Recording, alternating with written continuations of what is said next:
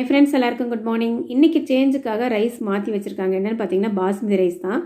இந்த ரைஸ் அவங்க 2 பேர்த்துக்கும் பிடிக்கும். ஏன்னா கேலரிஸ் வந்து ரொம்ப கம்மி அப்படிங்கிறதுனால நமக்கு வந்துட்டு பாஸ்மதி ரைஸ் வந்து பிரியாணியில் இருந்தால் மட்டும்தாங்க பிடிக்கும். ஸோ நம்ம வந்து மில்லட் ரைஸ் வச்சுக்கலாம் அப்படின்னு விட்டாச்சு.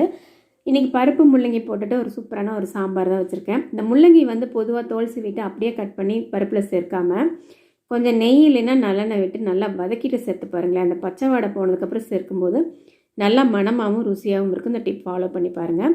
இந்த கொய்யா என்னமோ ரொம்ப பிடிச்சிருச்சுங்க. அந்த பெரிய கொய்யா நல்லா வாட்டர் கண்டென்ட் அண்ட் ஸ்வீட் நிறைய இருக்குங்க. ஸோ அதனால் இது ரொம்ப பிடிச்சிருச்சு.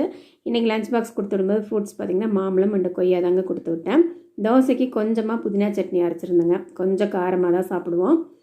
நாங்கள் சாம்பார் அண்ட் புதினா சட்னி வச்சு சாப்பிட ஆரம்பிச்சிட்டோங்க. இந்த ரெசிபிஸ் எல்லாம் எப்படி இருக்குன்னு சொல்லுங்கள். உங்களுக்கு கண்டிப்பாக பிடிச்சிருக்குன்னு நினைக்கிறேன். டெய்லியுமே நம்ம ஈவினிங் 5:30 லைவ் வரோம். கண்டிப்பாக வாங்க, சப்போர்ட் பண்ணுங்கள். இந்த வீடியோ பிடிச்சிருந்தா லைக் பண்ணி ஷேர் பண்ணுங்கள்.